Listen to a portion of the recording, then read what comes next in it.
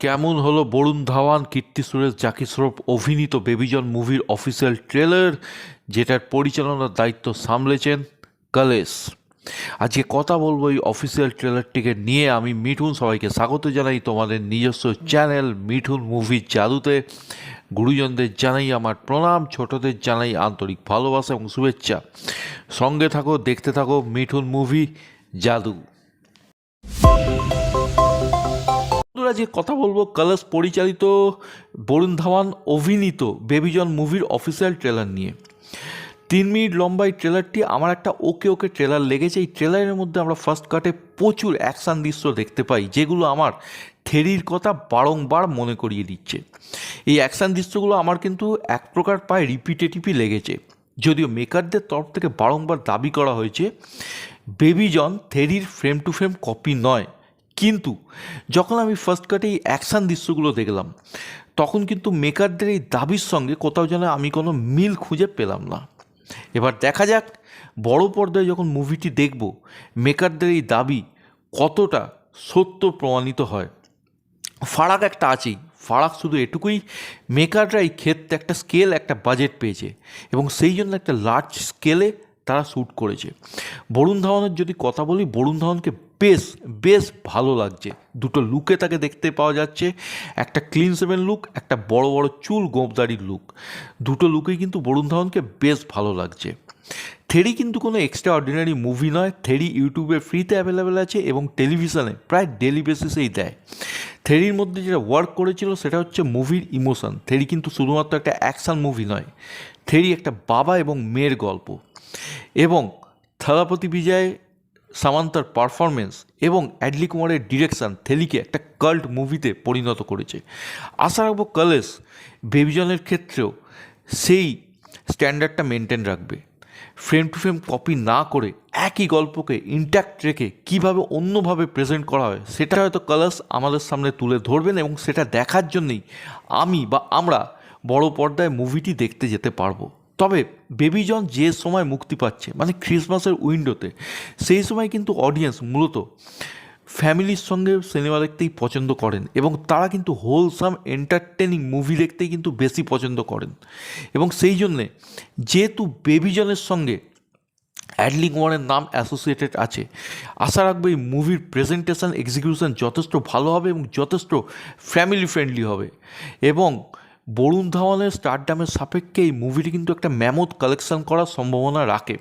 থেরি মুভির গল্পের মধ্যে যেহেতু ইমোশন, অ্যাকশান, কমেডি সব কিছুরই একটা পারফেক্ট ব্লেন্ডিং আছে, সেই জন্য বেবিজনের মেকারদের ট্রেলারটার মধ্যে সব কিছুই রাখতে হয়েছে।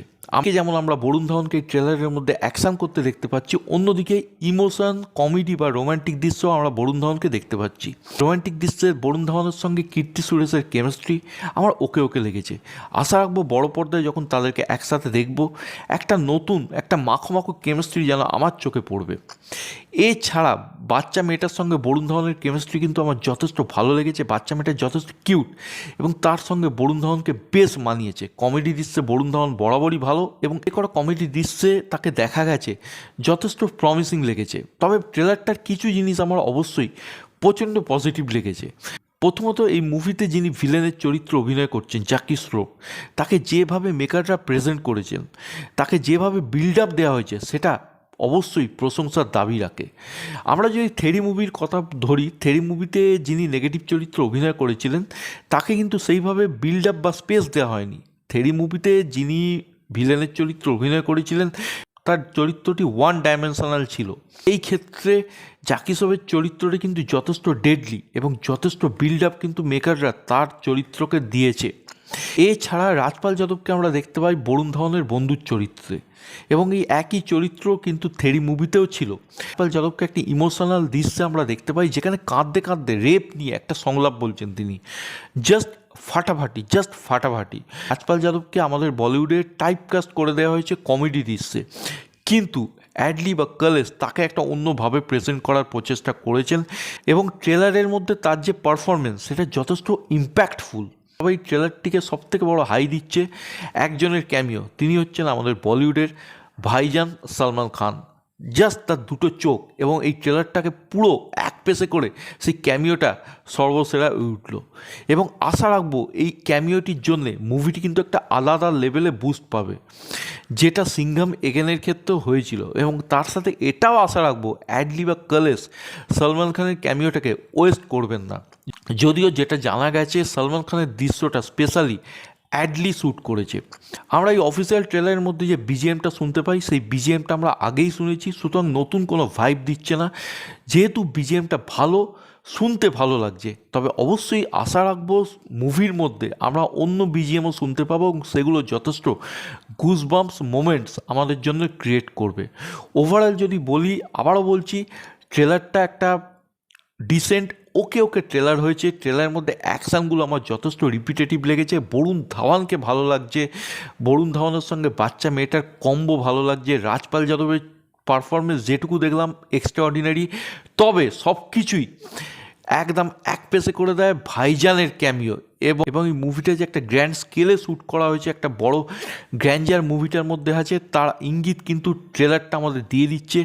বিজিএমটা আমার ওকে লেগেছে। তোমাদের কেমন লাগলো এই ট্রেলারটা আমাকে জাস্ট কমেন্ট করে জানাও। আজকের ভিডিও সম্বন্ধে তোমাদের কি মত সেটাও জানাতে ভুলো না। যদি ভিডিও ভালো লাগে ভিডিওটাকে লাইক করো, শেয়ার করো। চ্যানেল ভিডিও নতুন হলে অবশ্যই সাবস্ক্রাইব করো এবং ফার্দার নোটিফিকেশন জন্য বেল আইকনটি ক্লিক করতে ভুলো না। সকলে ভালো থেকো, সুস্থ থেকো, টেক কেয়ার, বাই বাই।